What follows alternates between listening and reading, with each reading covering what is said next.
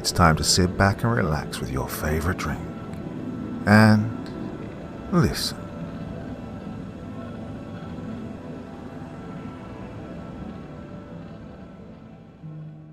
Oh, tonight I have another fantastic one for you, and, as is my tradition, here's a little teaser to get you in the mood. The clear crystal blue sea sparkles beneath the rays of a warm, forgiving sun. Gentle waves roll against the shore, and for a moment it almost feels like paradise. But every time I look across to the water, the memories come flooding back. The screams, the gunfire, the dead who refused to stay dead. In the final months of the Second World War, our isolated island outpost became the site of a nightmare no soldier was prepared for. What began as a routine military assignment quickly descended into chaos when a strange sickness swept through the garrison, transforming men into something monstrous. Zombie Outbreak, World War II, Japan. By Taxi Dancer.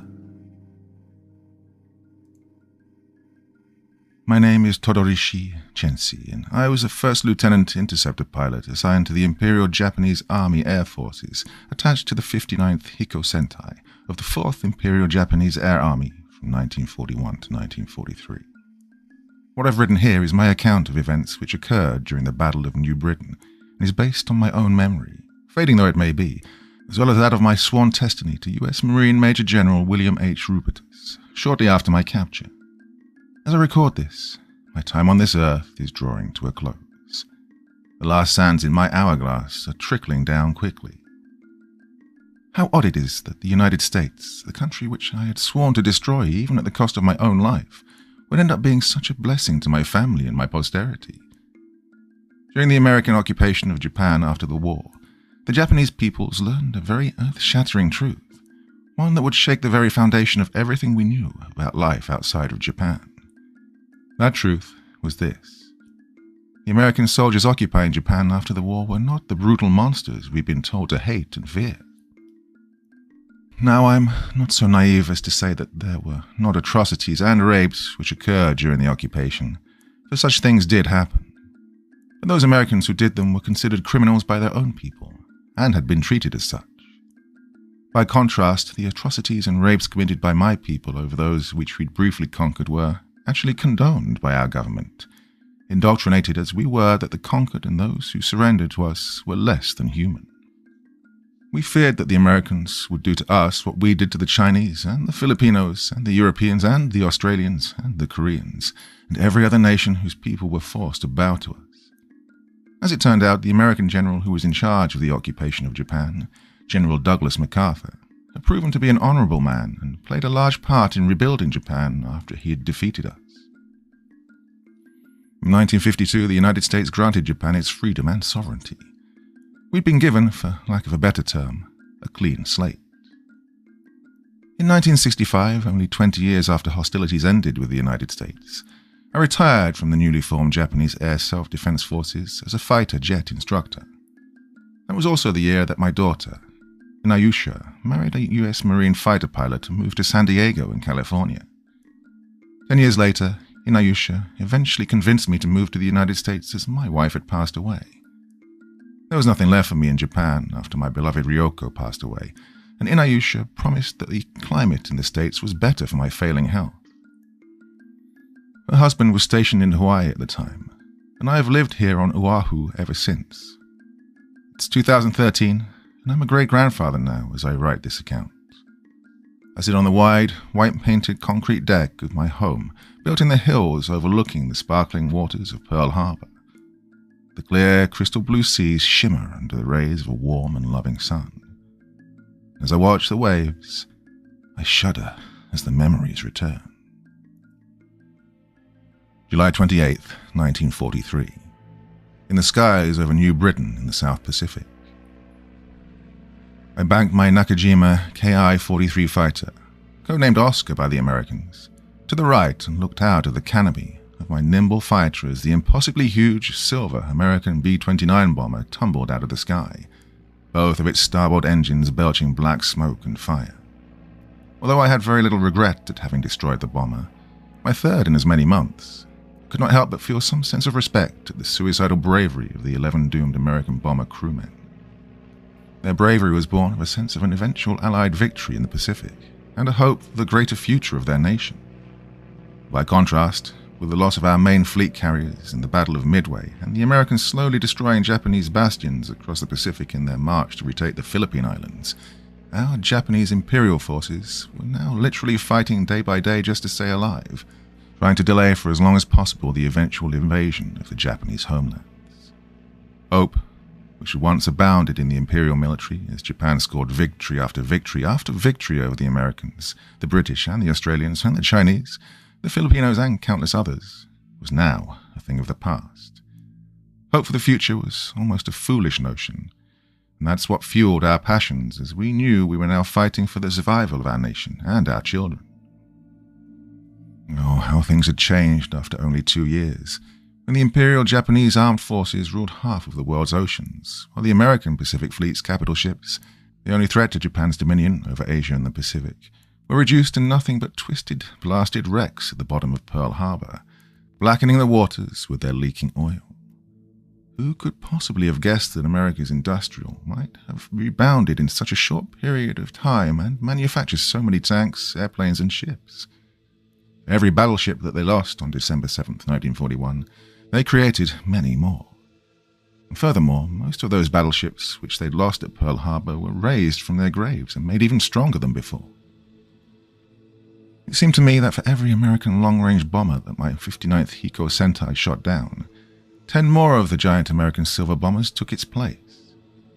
The days of Japanese air superiority over the battlefields was slowly beginning to slip away as the Americans began fielding newer fighters such as their Army Air Force's P-51 Mustang and P-38 Lightning and their Navy F-6F Hellcat and F-4U Corsair. The times when our legendary Japanese fighters, such as the Navy A-6M-0 and the Army Ki-43 Oscar, were virtually guaranteed to win in every aerial dogfight, were now a thing of the past. As America's pool of dedicated, motivated, and skillful pilots increased by the week, Japan's roster of trained and experienced pilots, especially in our 59th Hiko Sentai, was diminishing rapidly. However, though Japan had suffered some major setbacks in our engagements with the Americans, we were far from defeated. We were still a very powerful and fanatically dedicated fighting force. The fate of the Pacific was still to be decided. The Emperor had promised that Japan was working on developing weapons and strategies which would turn the tide in the Pacific and hurl the Americans back to their mainland. It was our duty to buy the time for that miracle to occur. I glanced and saw 3 parachutes blossom over the stricken B-29, wondering at the miracle of how these 3 crew could have escaped from the tumbling bomber. If the will to survive is strong enough, one will find a way. I pulled away, looking for another victim to strike. I didn't have to scan for long, as the sky literally glittered with the American silver bombers. Normally, we would have attacked this formation with as many as 25 to 40 fighters, but attrition and combat losses had reduced our attacking force to only 18 fighters. Our biggest problem wasn't that we were not being supplied with the adequate number of fighter planes, but that we were not being supplied with the adequate number of trained fighter pilots. These inexperienced boys were being killed off by the more experienced and vengeful American fighter pilots faster than they could be replaced. With the B-29 bombers bristling with machine guns, and with American interceptors prowling around every cloud bank, attacking a bomber formation was a dicey prospect indeed. If we had the advantage, we could make as many as 3 attack passes in a bomber formation, 4 if we were lucky and 5 if we were suicidal. I spotted another bomber to my 11 o'clock high and rolled to come from underneath its 6 o'clock position. However, as I rolled, my fighter shuddered from dozens of machine gun rounds impacting on my left wing and fuselage. An American fighter had gotten on my tail unnoticed and hammered my fighter with such a barrage of fire that my plane would soon be shredded to pieces. I was tired, having flown sorties every day for weeks and living on a diet of strong tea, rice, cigarettes, and very little sleep. That was not an excuse for me to have been so careless, as so many of my comrades fighting on the ground were surviving on much less. By sheer dumb luck, I'd rolled my plane to the left just as the American fighter pilot fired, which caused him to hit the left part of my fighter instead of walking his machine gun rounds at the center of my fuselage, which, doubtless, would have killed me instantly. Still, the American pilot's rounds were fatal to my fighter, and as my burning Oscar flipped over to spiral into the shimmering blue waves of the Pacific below, I opened the canopy and allowed myself to fall out, feeling something tug and rip from my uniform. Hanging suspended under my parachute canopy, I watched as the American fighter, which shot me down, bank away to hunt for more of my comrades. It was one of the Americans' big long-range fighters with a very unusual twin-engine design attached to twin-tail booms. Though ungainly looking, the fighter was very fast and maneuverable and mounted 4 heavy machine guns in the nose. The P-38 Lightning fighter that shot me down was silver, with red painted wingtips and propeller noses. American pilots were prone to paint unique nose art on their fighters, and this one was no exception. A beautiful picture of a smiling Caucasian young lady with wavy red hair adorned the nose of the deadly fighter, the name Marge painted in red letters beside the portrait. I shuddered as I saw the fighter vanish up into a cloud. And we were warned that that particular P-38 Lightning aircraft was flying against us here in New Britain. On July 28, 1943, the day that I officially became an Imperial Japanese fighter ace, I was shot down by Major Richard Ira Bong, the United States' top-scoring fighter ace of the entire war. The sparkling waters of the Pacific spread out beneath me as I slowly descended, a swirling, raging dogfight between desperate and courageous young men being waged above me.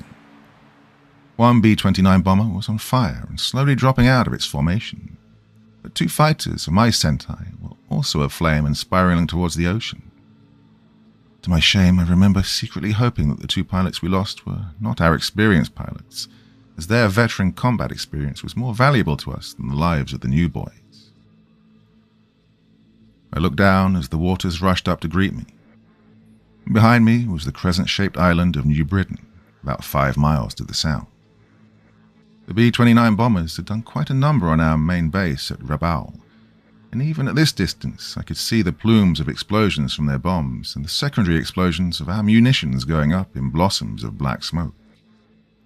However, our defences and entrenchments had been very well made, and our forces had dug in deep. It would take many more costly strikes by the Americans in order to put a dent in our operations, and it was our hope that the attrition in American bomber crews would give us the breathing space that we needed to launch a counter-offensive. A chain of islands north of New Britain came into view as I descended below a thin cloud bank. I drifted towards one of the bigger islands. The island was covered in thick jungle, spotted by sharp, rocky ledges, and I could see colonies of seabirds roosting on the cliffs on the eastern side of the island. My heart leapt as I saw structures and signs of a camouflaged encampment on a hill on the western side of the island. Surely it was a Japanese base camp, as there was no known American or Allied bases operating in this area, although I was not aware that we had established an outpost on this island. More than likely, because of the extensive camouflage used to hide it from our Allied air attack, it was probably one of our observation and listening posts, used to give early warning to our command in Rabaul of an Allied amphibious assault on New Britain. As luck would have it, the tropical winds were pushing me eastwards, away from the island and back over the water. I did not want to risk being dragged too far from the shore, so at about 100 meters from the beach and 30 meters above the waves, I released the harness to my parachute and allowed myself to plunge into the water. I hit the warm waters feet first, and immediately became disoriented, not knowing how far I had sunk into the ocean. We had been told to look at the direction in which the bubbles were going in order to determine which way was up, but that was an easy thing to say. It's much harder when you are flailing around under the water and there are bubbles everywhere. I was never a particularly good swimmer, never liked being submerged in dark waters, especially waters known to be infested with the sharks. Fortunately, I was wearing a life vest, and despite my best efforts to accidentally drown myself, this life vest pulled me to the surface of the water. Though I was tired from many weeks of lack of sleep and lack of decent food, and probably still in shock at having been shot down so quickly, I somehow found the energy to swim, paddle, and drag myself onto the beach. Thoughts of monstrous sharks stalking underneath and behind me motivating my weary muscles. My legs ached as if on fire when my feet finally touched the sandy beach, but they held me aloft just long enough for me to walk a few steps towards where the sand was white, warm, and dry before giving out. I fell face first on that sun-baked beach, exhausted but happy to be alive.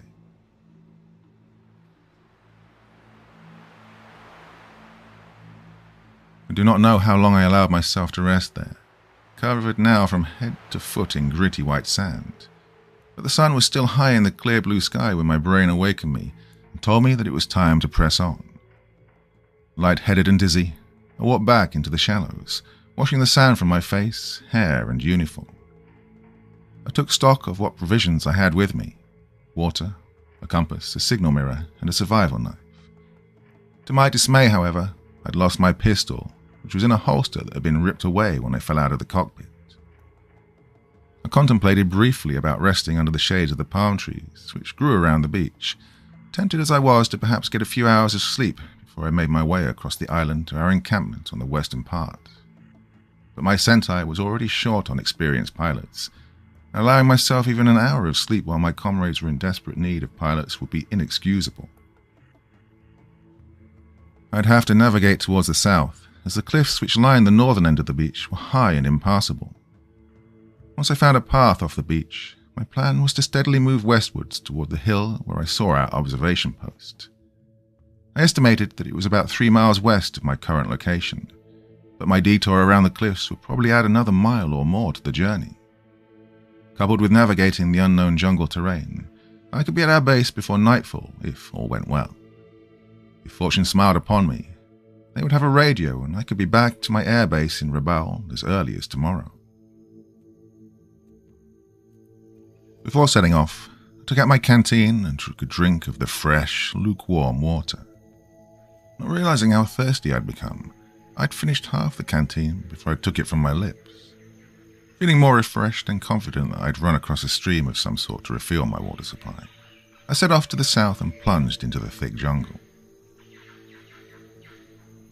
I immediately became aware of the most oppressive humidity that hung in the air, which made breathing somewhat difficult. Realizing that I was still wearing my life vest, I removed the heavy covering and placed it over a fallen palm tree, intending to retrieve it later on after I'd been rescued. I removed the top part of my pilot uniform, tying it around my waist with the sleeves. Then I took the white kerchief from my neck and tied it around my forehead to keep the sweat from pouring into my eyes. Keeping only my water, knife, compass, and signal mirror, I pressed on deeper into the sweltering jungle. The canopy of leaves overhead cast everything in a dim grey-green hue, hiding the rays of the sun but trapping the hot air near the ground like a sauna. The jungle was alive with the sounds of life. Chittering monkeys, insects buzzing. The call of strange birds echoed throughout a jungle canopy which seemed to envelop me in a lush green embrace. I pushed onwards, feeling as if I were now drowning in a sea of intense green foliage. I looked around for a trail which may lead to a water source and eventually stumbled upon a narrow one, perhaps made by the wild boar which inhabited these islands. Weary also of the many species of venomous snakes which crawled through the underbrush, I followed the trail until the trees began to thin out slightly, and I could just see a line of hills in the distance looming over the jungle floor. I could hear the sound of water splashing, hidden somewhere beyond my weary and sweat-soaked vision as I stumbled forwards again. The trail emerged in a clearing where I was met by a tragic but not unexpected sight. A decaying twin-engine aircraft had met its final resting place here in this forgotten jungle island. Both wings and tail had been torn away by either machine gun fire or by the unforgiving jungle into which it had crashed, but the fuselage had remained relatively intact. It was an Australian Lockheed Hudson light bomber, which we'd no doubt shot down when our forces soundly defeated the Australians in January of last year. A large glass turret bubble was mounted on the top of the fuselage near the rear of the bomber, which was thoroughly shot up. The twin machine guns bowed and rusting in defeat. The door behind the wing was hanging ajar, so, with a sense of morbid curiosity, I cautiously crept inside. There was a heavy scent of must and mold within the carcass of the wreckage as I climbed inside, watchful of any snakes or giant venomous spiders or insects which may have made this wreck their new home. The body of the long-dead Australian turret gunner still sat in his seat, dead arms raised over an emaciated skull, as if trying to protect himself from the hail of bullets which had killed him. The thin metal creaked under my boots as I turned to walk towards the cockpit. The fetid smell of decay hung in the humid air as I approached the pilot seat. The cockpit glass shattered away. From behind, I could see the pilot sitting slumped over in the seat, and I stopped, wondering if it was worth going any further. Suddenly I heard a noise, as if a body was shuffling, coming from in front and under the cockpit where the glassed-in nose was located. That was the position where the bombardier was stationed, and I hesitated, fearing that some unseen jungle predator was making a meal of the rancid corpse of this unfortunate airman. And that was when the head of the pilot turned to me, looking over its shoulder and staring at me with malevolent, empty eye sockets. His mouldy skeletal arms reached out to me, but his seat restraints held him in place. Too shocked to breathe, much less scream, I saw a second skeletal hand reach up from the bombardier's position, while behind me, the turret gunner's legs started swinging wildly in its seat.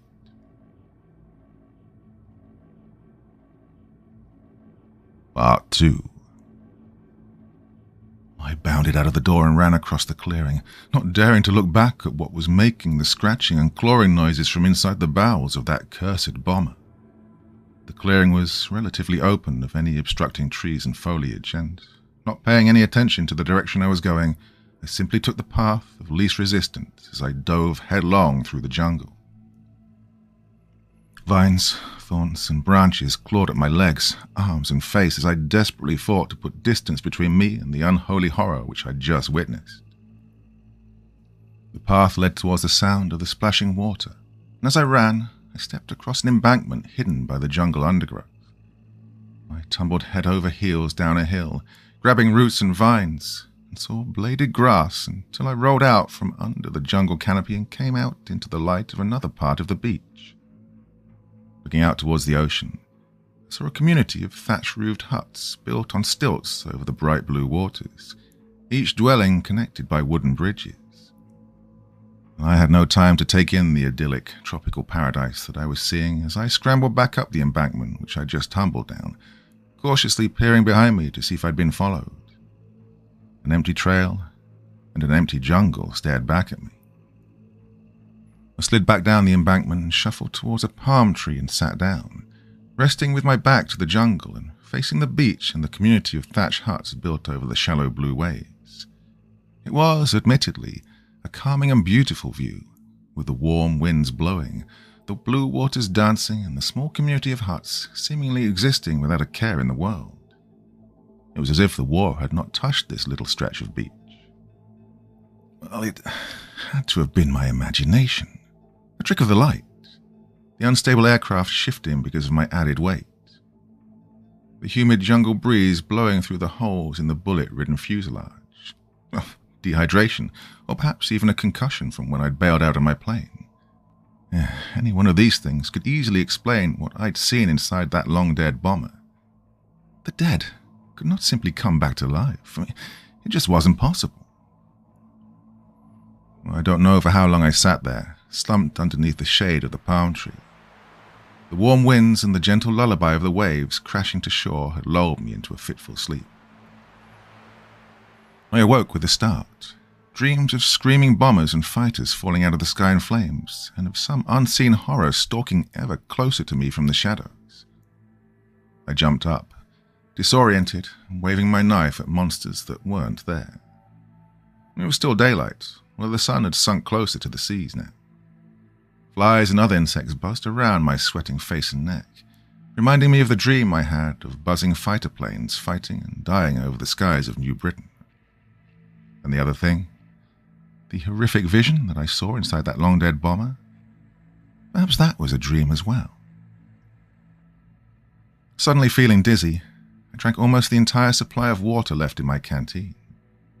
It was time to be moving again. I stared once more at the small community of thatch huts, about 5 or 6 of them built on stilts over the crystal blue waters. Strangely, the community seemed completely abandoned, although I could clearly see several dugout canoes tied to the posts underneath the huts. Hoping to find some fresh water and supplies for perhaps a little food, I decided to spare a few minutes to investigate the tranquil-looking little fishing community before setting off again into the jungle. No, how I wish that I didn't. As I walked down the beach, I could see that the community of thatch huts wasn't as tranquil or as peaceful as it looked in the distance. The sides of 4 of the huts looked to have been torn open from the outside and in. Wooden dishes and bowls were scattered about, and strings of dried fish hung rotting and uneaten in strings. The smell of rotten and decaying fish mixed with the buzzing sounds of flies.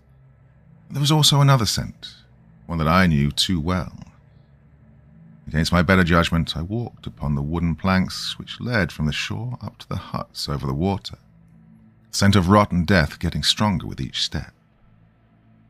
I stopped. Inside, I could see a body. A girl. She was laying face down, her arms splayed out before her. From her waist down, the flesh was torn away, as if flayed away by some ravenous beast, exposing bones. Flies and maggots crawled all over the exposed, rotting meat. And then it, whatever the thing had become, lifted her head and moaned. It crawled towards me, grabbing hungrily. I turned and ran. I ran as quickly as I could down the way I'd come and back into the jungle with energy that I didn't know I had. Don't know how far I ran or for how long, nor did I know that I was screaming until I ran through a stream running with cold water and emerged into another clearing. The nightmare didn't end there, though. In the middle of the clearing was a dingy white parachute draped over some branches to form a makeshift shelter. Underneath the shade, there were 2 Americans wearing the uniform of bomber pilots. They were 2 of the Americans who'd survived the bomber which I'd shot down. They were struggling on the ground, vainly trying to fend off 6 undead things which were methodically and cruelly tearing them apart. More of the undead, all wearing Japanese army uniforms, emerged from the jungle to join in the feast as the Americans stopped struggling. "Oh, you fucking savages!" came a yell from behind me. I felt a hard hit to the back of my neck and I fell to the ground, vaguely aware of another big American wearing a bomber crew uniform standing over me. "What the hell are you people doing?" he yelled again, and the undead looked towards us. The American clenched his fists. "You get away from them! You get away from my crew!" No, I yelled as I wrapped my arms around the waist of the big American, pulling him backwards away from the gore-soaked comrades. "They're dead. They're dead. If they catch you, they'll kill you too." The American swung his elbow backwards, catching me in the jaw and knocking me down. He stared down at me with a mixture of hatred and anger, and shock at the fact that I'd spoken to him in English. I was on my back, kicking my knees and scrambling backwards over the fallen leaves, while pointing behind the angry American. "Watch out! They're behind you!" Confused, but with murderous intent in his eyes, the American clenched his fists and stalked towards me as I turned to get on my feet. Suddenly, somewhere off to my left came the screams of panicked men, followed by the sound of rifles firing. The voices were Japanese. Without turning, I raced back down the embankment and fought through the trees and tangled vines as I pushed to get through to where I'd hurt my comrades. Behind me, I could hear the sounds of branches breaking and underbrush crunching. I ran faster, not knowing if it was the American chasing me or the unholy ghouls which had suddenly come to life and had a hunger for living flesh. My mind was racing as fast as my feet, trying to come to terms with what was going on. This was madness. Did I actually die when I was shot down? Had I been condemned to this hell? A small rise came up before me, a line of trees and thick leafy shrubs separating me from my comrades on the other side. I leapt up the rise, thankful that I could hear many Japanese voices on the other side. And something pulled me down from behind, strong arms pinning me while a thick hand covered my mouth. I was dragged to a half-sitting position on the ground behind the trunk of a thick palm tree. "Sorry," said the American. "You're not giving my position away to your buddies." I struggled to break free, but realized it was hopeless. He could break my neck if he wished. I could feel his heavy breath on the back of my neck as we both lay on the ground, looking up from under the bushes at what was going on at the other side. Perhaps only 5 meters away, I could see the booted feet of about 6 or 7 Japanese infantrymen shouting and firing at some unseen thing in the distance. They were in another shallow clearing about 10 meters in diameter, surrounded by thick vegetation, and the soldiers were clearly in a panicked state. Suddenly, the sounds of moaning, like a harsh wind bellowing through a grave, began to echo across the clearing. The battle was brief and hopeless, as the Japanese infantrymen fired desperately as about 20 of the undead shambled out of the bush, the unholy monsters wearing Japanese army uniforms, as well as others who wore uniforms of long-dead Australian and American servicemen. More of the ghouls emerged behind the surrounded Japanese soldiers, and soon they were overwhelmed. I shut my eyes tightly as I heard the living Japanese soldiers screaming and pleading for several long and agonizing minutes. I wanted to cover my ears and cry as I heard the sound of flesh being ripped and chewed, but I was terrified that my breathing would attract those things. Soon, the screaming ended, replaced by tortured moaning. We remained motionless under those bushes as the sound of shambling feet from the opposite side of the embankment slowly faded. The American relaxed his grip on my collar, but did not release me. "What the hell is going on here?" he hissed. I shook my head. I don't know." "How the hell did you learn to speak English?" the American said. "My father worked at the consulate in London," I said. "I lived in England for 5 years before the war." He released me and pushed me backwards. I lost my balance and fell. The American put his hands on his hips and turned back in the direction that we'd just run. "What the hell did I just see back there? Those things ate your buddies. They ate my friends. What the hell is going on here?" I don't know what is going on here," I said. I got up and slowly, pulling my knife from its sheath and contemplating attacking the American while his back was turned, said, "I was shot down, same as you. Whatever is going on here, it is a danger to the both of us." I released my grip on the knife and slid it back into its sheath then. "Good move," said the American as he turned to face me again. "If you'd have pulled out that knife, we'd have some serious issues." We stood facing each other, each of us unsure whether the other man was a threat. The American stood over 2 meters tall, big with broad shoulders, tan skin, and dirty brown hair. He was unarmed and his hands were down by his side, but he looked at me as if daring me to unsheath my knife. What's your name?" he asked. "I am Lieutenant Todorishi Shensi of the 59th Fighter Air Squadron. You?" "Lieutenant Samson Gabriel, flight engineer, 17th Bombardment Squadron." "Well, it appears, Lieutenant Gabriel," I said, "that we are in somewhat of a difficult situation. I believe that if we are to get off this island alive, it would be better if we put aside our personal differences for now. But if you call me that name one more time, we will, as you say, have some serious issues." Lieutenant Gabriel grunted. "God, are you little slanty-eyed people so long-winded?" He turned suddenly as the sounds of moaning began echoing through the trees, followed by the sound of brush being crushed under many booted feet. "Quickly," I said. "This way." I ran westwards, following the direction of the sun overhead.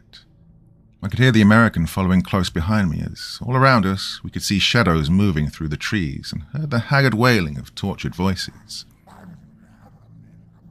We moved away from the shadows, taking our steps more slowly and quietly. Every once in a while, we'd stop and listen to the jungle around us before getting up and proceeding deeper into the jungle. Soon we stopped again, crouching down to listen. To our left and ahead of us, we could hear the bubbling sounds of flowing water, and we cautiously followed the noise to its source. We emerged at a drop-off where a wide stream of clear water flowed.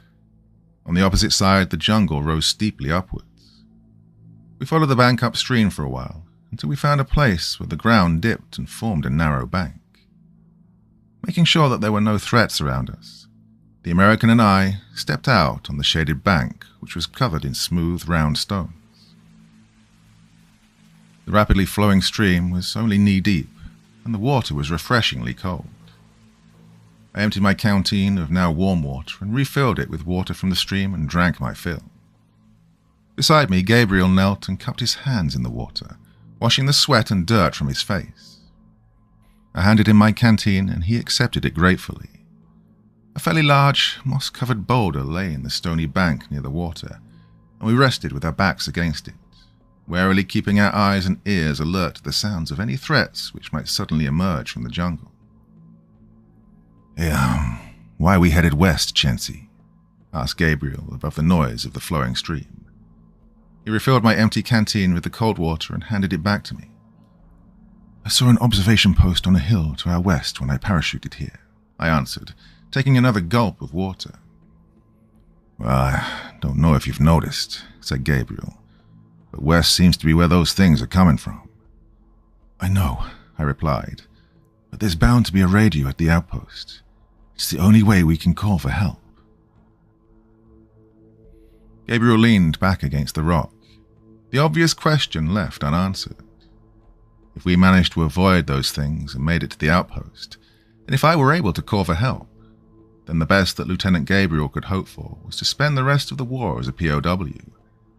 I didn't think that suited the big American, and fully expected him to take some kind of action to avoid that fate.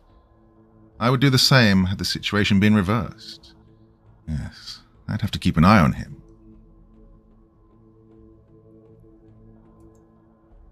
Part 3. I woke up with Gabriel's big hand wrapped around my mouth and nose, his other hand on the hilt of my knife. My eyes went wide as I looked around. The sun had dipped below the hill opposite of us. How long had I been asleep? How stupid could I have been? He was behind me, and I struggled to release Gabriel's grip on my knife. "Shh," he whispered. "Jesus, Chancy. Your snores could wake the dead." He slowly took his hand from my mouth and pointed around the boulder towards the opposite bank of the stream. "Movement," he whispered.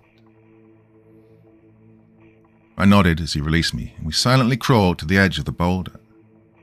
As we peered around, a high-pitched grunt suddenly filled the air as a wild boar emerged from the jungle and splashed into the water a few meters away from us. Initially, it ran in our direction, but upon seeing us, the terrified creature turned and ran in the opposite direction down the stream. Behind it, several undead creatures clawed their way from the foliage and clumsily shambled into the water, turning in the direction of the squealing animal. 4 of the bloody gore-soaked creatures wore the uniform of Japanese soldiers. A 5th undead creature, also Japanese, wore a torn, white lab coat now stained red with blood and entrails. The last 3 walking corpses were Caucasians, 2 wearing the uniform of American soldiers and 1 wearing the uniform of an Australian. They seemed to have been deceased for longer than the Japanese, as their skin was more taut and decayed and their uniforms were more ragged and torn. One of them stumbled and fell into the water, the flailing corpse being dragged downstream. I held my breath as I watched the corpses shamble away from us. We didn't move for several more minutes, waiting to see what other nightmares would emerge from the opposite bank. After a while, Gabriel nudged me. "Hey, let's go find that observation post of yours before the sun goes down." Nodding, I cautiously stood up and began wading towards the opposite bank, careful to avoid the spot where the undead creatures had emerged. Gabriel slipped several of the smooth round stones into his pocket and followed me. Soon we were again embraced by the jungle, and painfully aware that our chances for encountering more of those things increased with every step we took towards the outpost. My mind was racing. Were those dead Japanese soldiers from the outpost? Was there anyone still alive there? Why was there a corpse wearing a laboratory coat? Why were there Allied soldiers amongst the walking dead? We were making slow progress as the terrain began to slope upwards, but fortunately we didn't encounter any more of those things. There was a clearing at the top of the hill, which then ran down into a shallow valley. We laboriously climbed to the top of the hill, slowing near the top as the fetid stench of death wafted through the air. The American and I emerged once again in a clearing surrounded by trees. Leaning with its back against a tree was the partially devoured body of a Japanese soldier, a pistol in his hand and a hole in the back of his head. Flies, ants, and other insects covered the corpse's head and exposed entrails. "He wears the rank of a colonel," I said. "Why would a senior army officer be here where there's only a small secluded outpost?" "And, why didn't he rise like the others?" asked Gabriel. "Perhaps it's because he shot himself in the head," I speculated. Gabriel walked towards the corpse, staring doubtfully at it for a moment before suddenly reaching down and prying the pistol from its hand. Seeing the empty chamber, he tossed it back down. "Well, looks like he saved the last bullet for himself," he said in a disappointed tone. "The outpost is close," I replied. "Where?" asked Gabriel. I pointed to the top of a ridgeline, which was over the next rise, where camouflage netting blended seamlessly with the trees. Gabriel squinted his eyes. "Do you see it?" "Yeah," Gabriel replied. "Looks like it's built directly into the side of the hill. More like a bunker complex rather than a simple observation post to me." I nodded in agreement. The bunker complex, as Gabriel called it, was constructed on a wide and flat ledge just below the crest of the hill, with what appeared to be structures acting as entrances leading into the hill itself. Radio antennae, which could easily be mistaken for tree branches, stuck up through the top of the camouflage netting. At least we knew they had at least one radio in there. A clearing surrounded the bunker complex of about 100 meters before the perimeter ended at the jungle once again. There was no movement that I could see, the bunker complex looking as quiet and tranquil as the huts built over the waves. I shuddered with dread. "We should go," I said. The sun was dropping rapidly as we ducked down as low as we could and scrambled across the open field before diving into an open, fighting defensive position. In the foxhole were puddles of drying blood and scraps of torn flesh. There was also a light machine gun in the fighting position, strangely pointing back in the direction of the bunker complex. Lieutenant Gabriel made to take the weapon, but I stopped him. "No, Lieutenant," I said. "I believe that they are attracted to the noise. If we should fire that, we will attract them back towards us. We would be better off if we relied more on stealth." The American regarded me doubtfully, and then nodded, putting the machine gun back down. We silently crept the rest of the way to the main gate, which had looked to have been pushed violently open. The guard tower at the gate had been abandoned, blood staining the sandbags which surrounded it. The sun had dipped just below the horizon, and long black shadows swallowed the complex.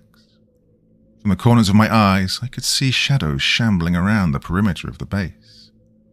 Making sure that the guard tower was empty, we silently made our way up and very quietly shut the door of the shack. "There's the radio room," I said, pointing to a set of stone steps which led up to a wooden shack with heavily sandbagged sides, nestled almost comfortably under camouflage netting. It was located near a strand of palm trees at the edge of the bunker complex, just outside the entrance which led into the hill. "We should be able to get in there and call for help." As the light slowly faded, I could see the shadows on Gabriel's face. By the look of him, I knew that we were thinking the same thing. "We need to find out what the hell's happening," said Gabriel. "We need to find out what the hell your people are doing here. The only way we're going to do that is to go into that bunker." "I know," I nodded. "We'd have a better chance to get around at night." Slowly we climbed down from the guard tower and made our way to the bunker entrance, sneaking around some makeshift thatch huts which we assumed had been used as living quarters for the soldiers.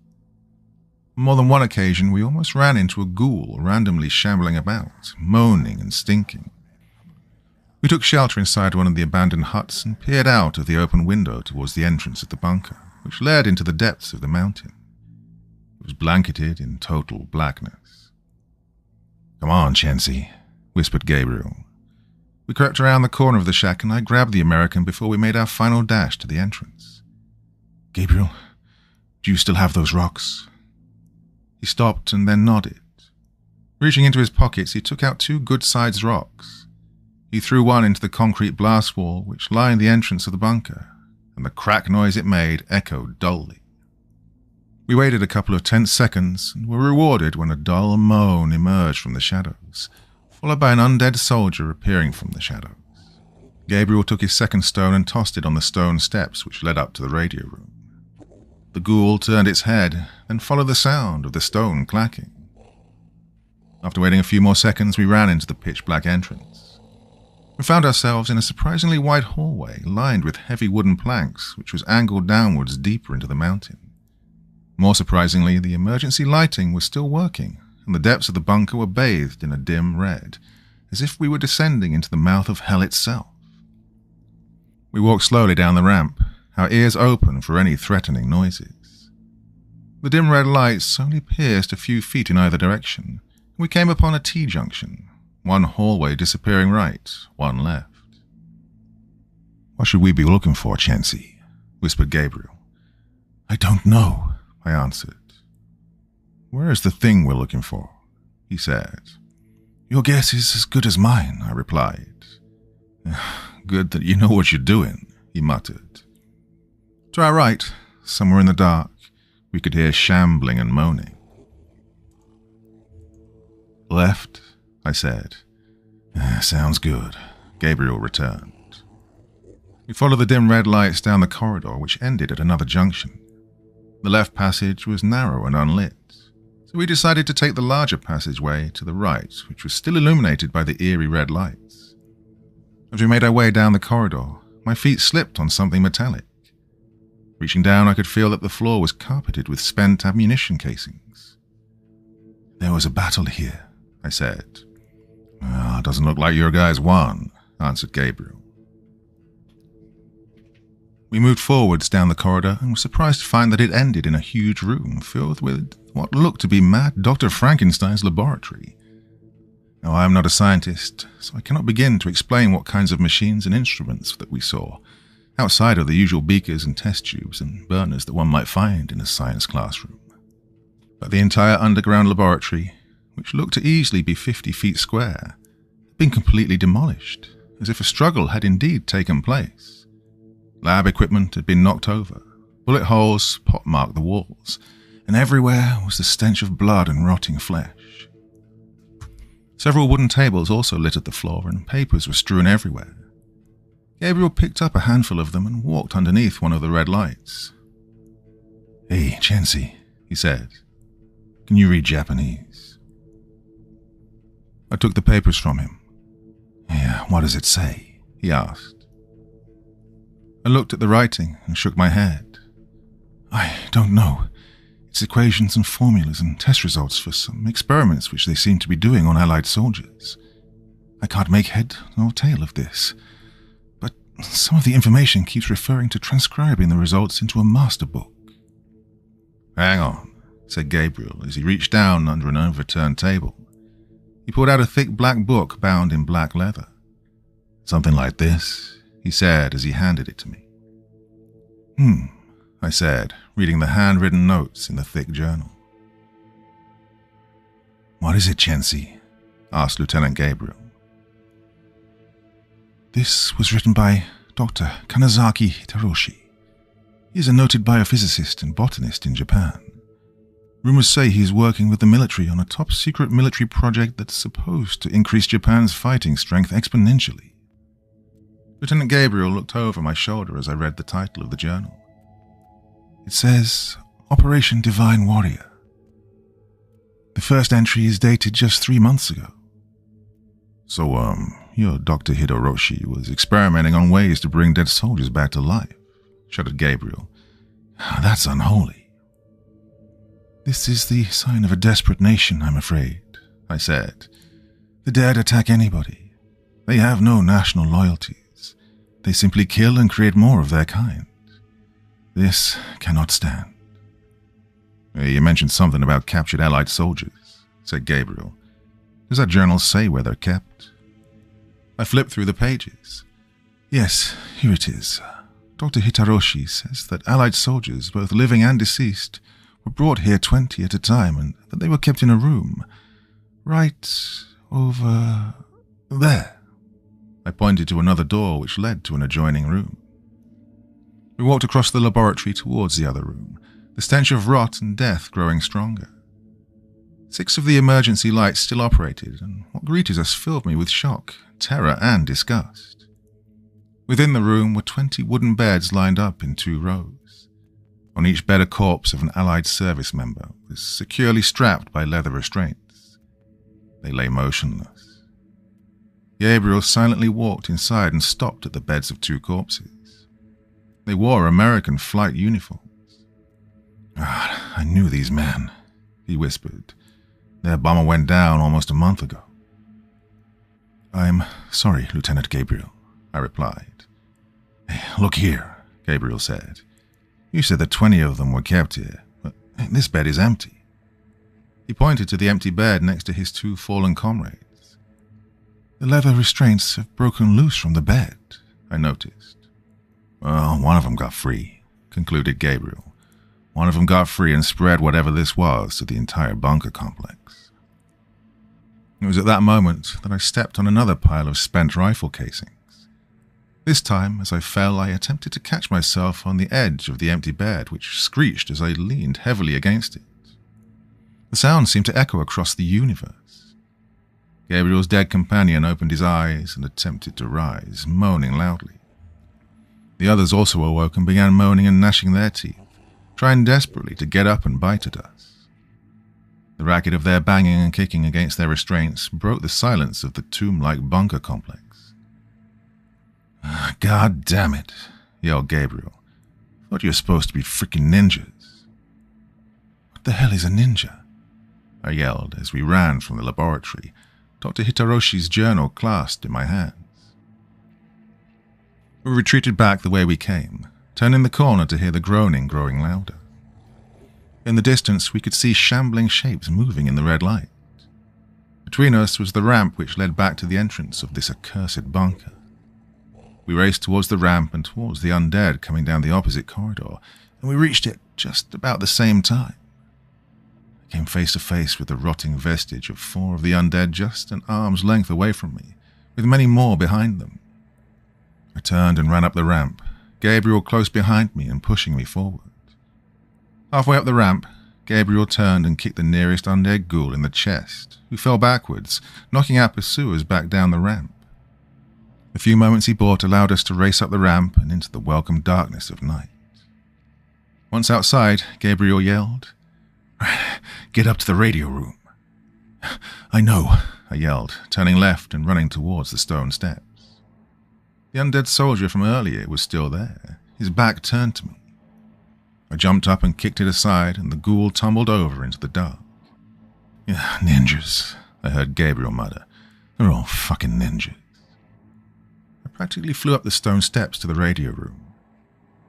"What is this ninja, Round Eye?" I whispered. Strangely, the radio room was empty. Apparently whatever tragedy that befell this place happened so quickly that no one was able to get a radio message outside the island. It was small, no more than 2 meters by 3 meters, and contained 2 small stools and a table placed under a glass window. I quietly closed the heavy wooden door shut behind me and timidly poked my head above the open window as hundreds of the undead poured from the mouth of the entrance of the bunker. Shuddering, I crept to the makeshift table on which the radio set was placed. Grabbing the handset, I tuned the radio to the frequency which I knew that my unit back at Rabaul would be monitoring when, suddenly, I froze.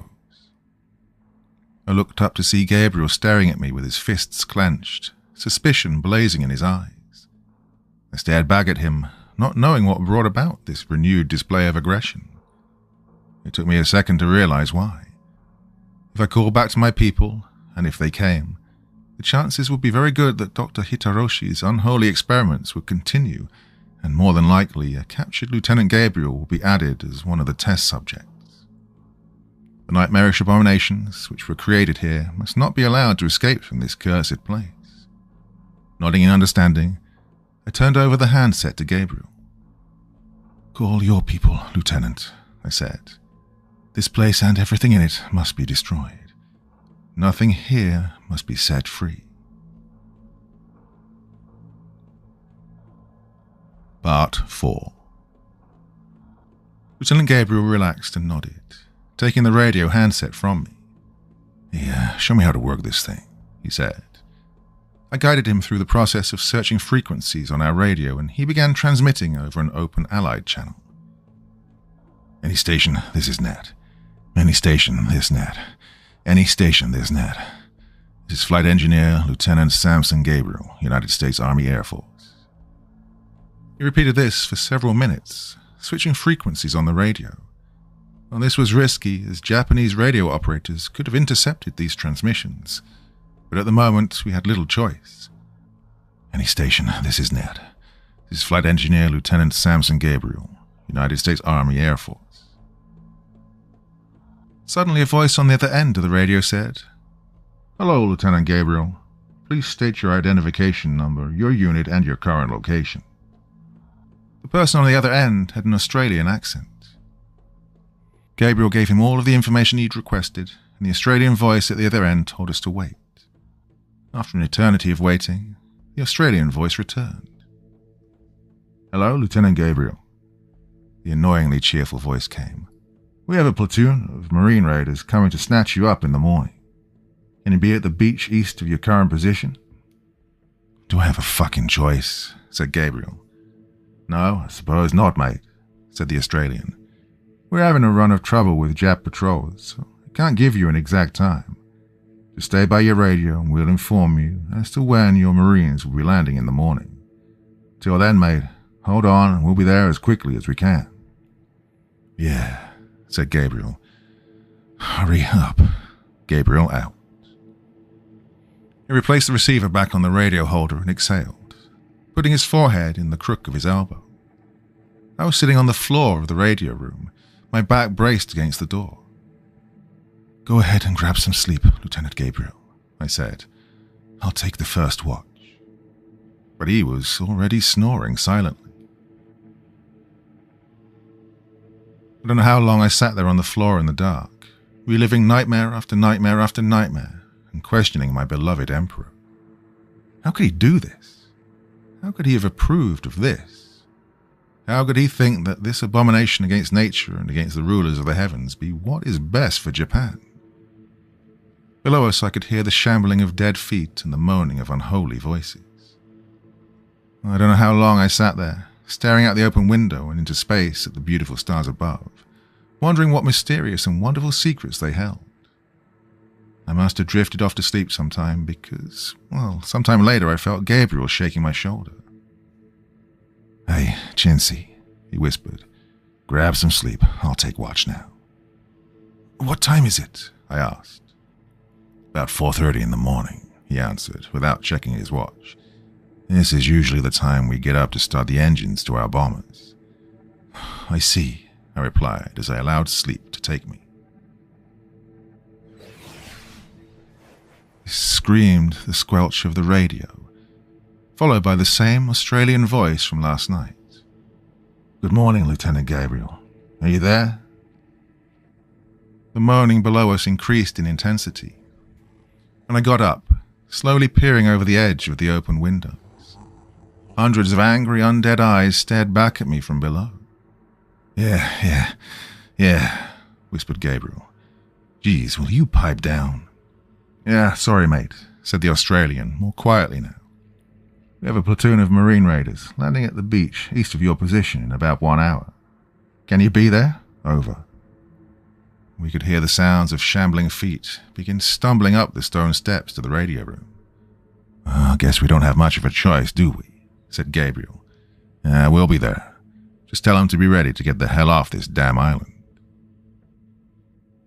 The sun was creeping above the horizon as heavy dead hands pounded on the wooden door. The door shuddered as I pressed my back against it, bracing my legs against the opposite wall. Every time they beat on the door, it opened a little more. Gabriel ran up and placed his bigger and heavier frame against it. "Get your skinny ass out of here. You ain't gonna brace this door," he yelled. "Get that journal and jump out the window. It's only 10 feet to the ground." "What about you?" I yelled.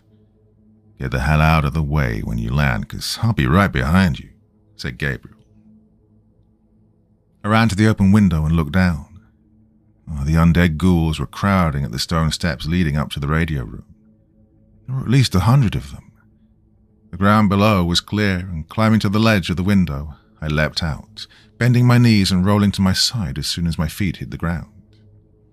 I kept Dr. Hitaroshi's journal clutched in my arms as I jumped up, my knees buckling slightly. I looked up at the open window as Gabriel appeared on the ledge. As he made a jump, one of the undead grabbed a hold of his ankle. Off balance, Gabriel jumped awkwardly and hit both his feet on the stone steps as he fell. I heard a sickening snap as he rolled onto the grass. "Ah, shit," Gabriel yelled. He attempted to get up, but fell painfully in a heap. I ran to him and hauled him up on my shoulders, dragging and pulling him forwards towards the main entrance gate. Gabriel attempted to help by half walking and half limping, but I could tell by his grunting and heaving that he was in great pain. Many of the undead followed Gabriel out of the window, falling to the ground in bone-snapping heaps. But many more who had not already entered the radio room had seen us escaping and began shambling after us. By then, however, I'd managed to get Gabriel out of the entrance at the base, and we began stumbling towards the jungle.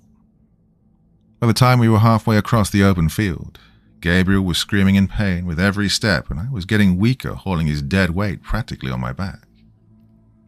"You're not going to make it, Chensey," grunted Gabriel.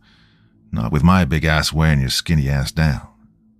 "Shut up, Round Eye," I said as we stumbled past the foxhole he'd discovered earlier.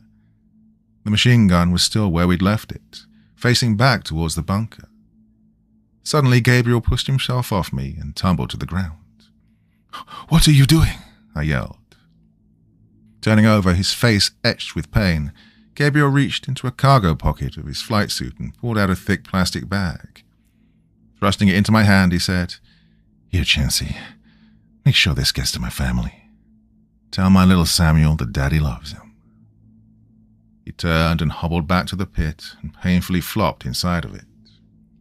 Grabbing the machine gun, he cocked the chamber and began to open fire. "Don't be a fool, Gabriel," I yelled. "You cannot defeat them all by yourself. There are too many." "Get down to the beach, Chansey," Gabriel yelled over his shoulder. "Go warn those Marines about what's going on here." "Are all you damned Americans so stupidly stubborn?" I ran back to the machine gun pit and reached down, hooking my hands around Gabriel's chest, and I hauled him up and out of the hole with a strength I did not know I possessed. "What the hell are you doing?" yelled Gabriel. "Get the fuck down to the beach, you little shit." "I'm not little, you round-eyed son of a bitch." I threw his arm across my shoulder. "Besides, I need your dumb baboon ass to get off this island. Those stupid Marines will shoot me if they saw me running towards them alone." "Yeah, good point," agreed Gabriel. "Now, lean on me and let's go." We had to cover 50 meters of relatively open ground before we made it to the tree line. I'd hoped that we could lose the shambling corpses in the thick vegetation, and we could somehow sneak down to the beach. But Gabriel's legs could not support his weight, try as he might to kick himself along, and he was much bigger and heavier than me. The dead were rapidly closing behind us, maybe on top of us before we reached the tree line. But I wasn't going to leave this man. He was a decent and honorable warrior. I almost killed him in the skies above New Britain, and he was now willing to sacrifice himself to give me a chance to flee. Oh, it would be a disgrace to abandon him, but it would be an honor to stand and die by his side. "They're closing on us," he grunted. "We're not going to make it, Chansey." "I know," I said. "Now, shut up." I reached down and grabbed the hilt of my knife. Before I could turn to face the threat, we were both blown off our feet. Heat like the fires of hell erupted behind us as the air was split with explosions and the roar of propeller blades. I rolled over and looked to where we'd just come from. The ground had become a roiling sea of flames and black smoke. I couldn't see the undead through the fires and choking smoke caused by the incendiary bombs. Gabriel was lying on the ground next to me on his stomach, breathing heavily. I rolled over him again, hooking my arms around his chest, and began pulling him backwards the last few meters into the tree line. With the last of my strength, I rolled him upright under a shady bush and poured the last of my water over his head. Too weak to even stand, I crawled back to where we'd entered the trees to see if we were still being followed. The entire outpost was ablaze, and dozens of immolated undead creatures shambled aimlessly about in the fires, before collapsing in a heap of blackened flesh. Above us, large silver fighter planes with their distinctive twin-tail booms dived at the outpost, dropping the last of their bombs and firing their machine guns at anything that still moved. Major Richard Bong's squadron of P-38 Lightnings had struck again. I believe that the American commander would have thought both me and Lieutenant Gabriel to have been completely insane, each of us having suffered through the trauma of being shot down and then forced to fend for ourselves on a jungle island somewhere in the South Pacific, had it not been for the corroboration of the Marines who'd rescued us, and the tales of horror which they'd witnessed and testified to in hushed and terrified tones. I worked tirelessly with US military intelligence, deciphering the journals and notes which we'd taken from the research facility, the American intelligence officers becoming as horrified as I was to learn of the unholy experiments which Dr. Hitaroshi had been conducting on the honored dead Japanese and Allied warriors. 2 days after we'd fully deciphered and transcribed all of Hitaroshi's documents, the Americans completely destroyed all evidence of Operation Divine Warrior in a pit of fire, while a force of B-29 bombers was sent to completely obliterate the research facility. The next day, the Americans sent another squadron of B-29 bombers to carpet bomb the island, this time using incendiary bombs. On that day, though I was technically a prisoner of war, the Americans gave me permission to briefly visit Lieutenant Gabriel as he was resting comfortably at a field hospital, both his legs in a cast and elevated above his head. He was awaiting transport to one of the American hospital ships. 3 big MPs stood around the bed, perhaps more for my protection than to protect Lieutenant Gabriel. Well, it was understandable, as in the eyes of the courageous wounded in that field hospital, I was still the enemy. I sat next to him and retrieved a small plastic bag from my pocket, handing it to Gabriel. "Please take these," I said. "I pray that they carry you home safely to your wife and your family." He smiled, taking out the picture of his son Samuel and his attractive wife, his worn Holy Bible, his dog tags, and his wedding ring. "Why did you do it?" he asked. "Why did you come back for me? Why did you help us destroy Hitaroshi's work? Had it come to fruition, it may have changed the fortunes of war in Japan's favor." I sighed. There will come a time in every warrior's life when he must decide whether or not he's doing the right thing, and in that moment his decision is what will separate him from either being a true warrior for good or a mindless monster who does only what he is told. What Hitaroshi was doing was evil, and I pray that your forces were successful in erasing that abomination. This war, like all wars, will eventually end, and either Japan or the Allies will emerge victorious. But if the nightmare on that island were allowed to escape, I fear that we will all be cursed to fight a war between the living and the dead. "Are all Japanese as long-winded as you, Chensi?" smirked Gabriel. He smiled and shook my hand. "Hey, thank you for coming back for me. You know, that was actually my final mission. I was about to return home to the States when we were shot down." I bowed, realizing that my moment had come to either confess what I'd done or let the secret haunt me forever. "Lieutenant Gabriel," I said, my voice unsure and quivering, "I have a confession to make."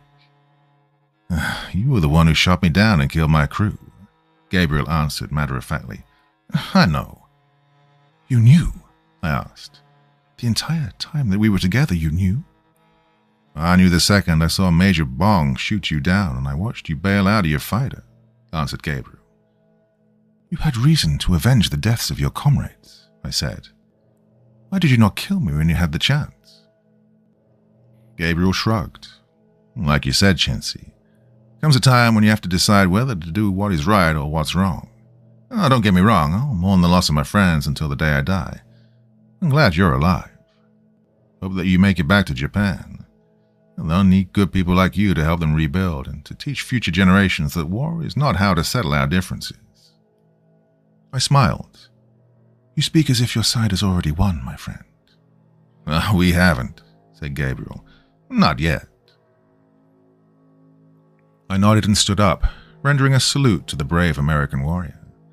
To his credit, Gabriel returned my salute, saying, "When this is all over, maybe we can get a beer."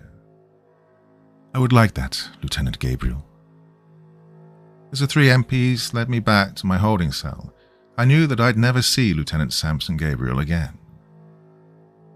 I was eventually transferred to an Australian ship which took me to a POW camp in Queensland, where I remained until the end of the war. It was somewhat of an oddity, as we Japanese, especially Japanese pilots, were not known for surrendering. Most of us who had been captured were wounded and either did not have the ability to resist capture or the ability to commit seppuku. Eventually, when the war finally ended, I was repatriated back to the Japanese homelands, and the rest, as is so often said, is history. And it is this that I leave for you, my beloved daughter Inayusha, and to my grandsons Haruki and Natsuo, and my beloved granddaughter Noriko, and to my great-grandchildren Reiji and the twins Akiro and Hichiro. Be warriors of light. Be the flame in the dark which inspires hope among those who have none. Be true to these values which I hope I have instilled in you. Be smart, be kind, be brave. Always tell the truth. Have self-respect and, above all, have faith in God. Finally, if you ever see the spectre of evil rise, I pray that, in that moment, you'll choose to be the warrior who fought for what is right, no matter what government which you serve allegiance to. For your honor is not bound by a flag, but by what you've done to serve the greater good. May eternal love be with you and to those of our coming generation who will carry the flame of hope into the future, perhaps even to the stars. Todorishi Chensi, Honolulu, Hawaii, 2013.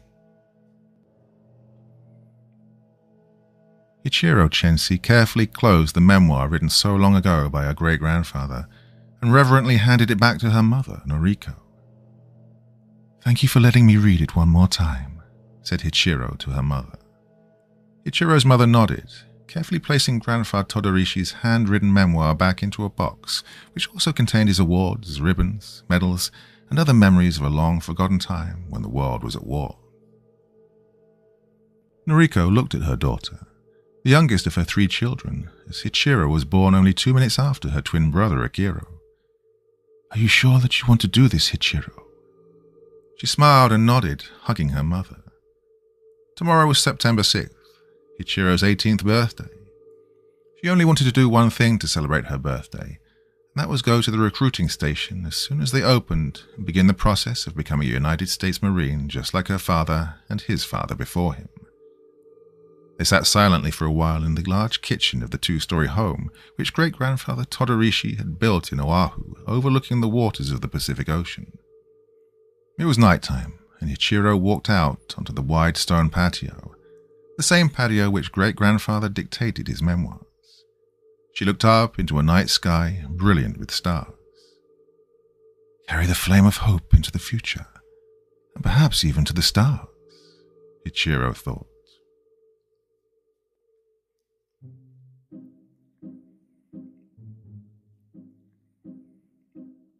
Okay, my dear friends, well, I know I have another zombie Southeast Asia story going on at the moment, the series, but I've been sitting on that one for about 3 years, and it's brilliant, and I apologize for not getting to it sooner. My thanks, as ever, to the wonderful Taxi Dancer for another brilliant story, and to all his great advice. He's given some just incredible advice on what I could do, how to go forward, and what mistakes I should not make. So very, very much appreciated, and I'll be back to that soon as well. Ooh, that is enough for this evening, though. Till the next time, my dear friends, very, very sweet dreams, and bye-bye.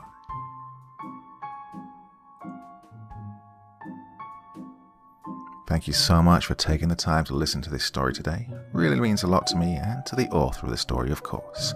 Well, if you want to know more about me, I'm pretty much everywhere on social media. You can find me on Facebook, Twitter, Instagram. You can download my music on SoundCloud. I've got a Patreon if you feel like. Throw me $1 or $2. Very much appreciated. And of course, on Reddit, I have a place where you can leave stories if you want me to read one that you've written. Well, hoping to see you all again very soon. Till then, sweet dreams, and bye-bye.